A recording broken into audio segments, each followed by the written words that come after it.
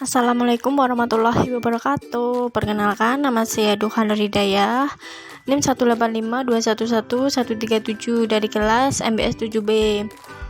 Di sini saya akan menjelaskan sedikit tentang komunikasi bisnis dalam PT Waskita Karya Persero Tbk. Oke, pertama kita bahas mengenai profil perusahaan PT Waskita Karya Persero Tbk di Jalan MT Haryono Kaf nomor 10 Cawang, Jakarta 13340. PT Waskita Karya Persero Tbk didirikan pada tanggal 1 Januari 1961.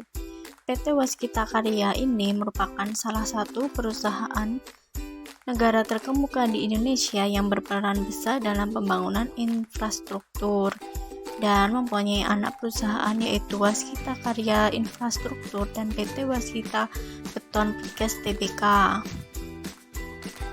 Selanjutnya yaitu kegiatan komunikasi dalam organisasi. Komunikasi yang terjadi dalam organisasi tidak akan pernah jauh dari yang namanya interaksi antara anggota atau karyawan, pemilik perusahaan, dan bagian-bagian manajernya, atasan dan bawahan, dan kepala dari lembaga yang ada. Komunikasi interpersonal dapat dilakukan dengan baik apabila individu mempunyai kemampuan berbahasa dan kemampuan menjalin hubungan interpersonal yang baik. Jenis komunikasi itu ada dua, yaitu komunikasi verbal dan komunikasi nonverbal. Komunikasi verbal merupakan komunikasi secara langsung menggunakan tulisan atau lisan, contohnya rapat atau diskusi.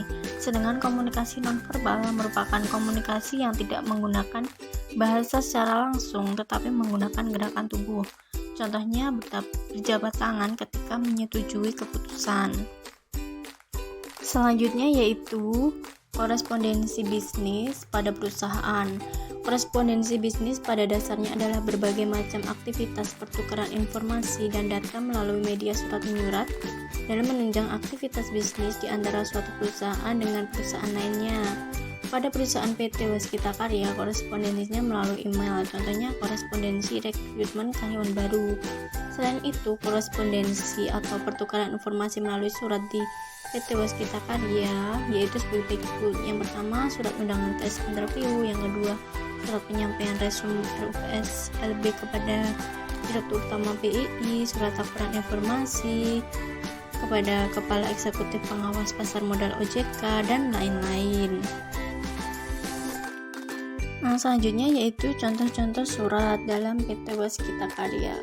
Yang pertama, surat good news. Surat samping merupakan salah satu kategori surat good news karena surat tersebut menunjukkan perihal undangan tes interview bagi para peserta tahapan seleksi rekrutmen karyawan PT Waskita Karya Persero Tbk. Bisa dikatakan sebagai surat good news karena menunjukkan kabar baik bagi para karyawan baru PT Waskita Karya. Contoh yang kedua yaitu surat rutin.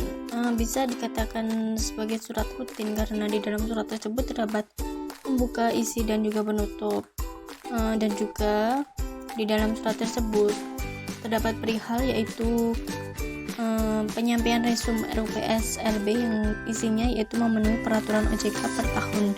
Jadi bisa dikatakan bahwa surat tersebut merupakan surat rutin yang dikeluarkan setiap tahunnya dari PT Waskita Karya Persero Tbk kepada OJK. Oke, yang terakhir yaitu kesimpulan dan juga saran.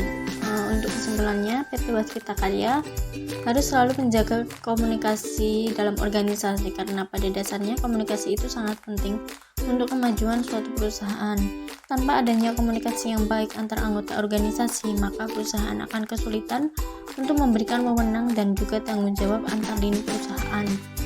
Dan untuk sarannya yaitu PT Waskita Karya harus memaksimalkan komunikasi yang baik guna untuk meminimalisir permasalahan yang muncul dalam komunikasi antar organisasi atau perusahaan dan juga agar perusahaan semakin berkembang dengan adanya komunikasi yang baik. Oke, sekian yang dapat saya sampaikan. Ada kurangnya saya mohon maaf. Wassalamualaikum warahmatullahi wabarakatuh.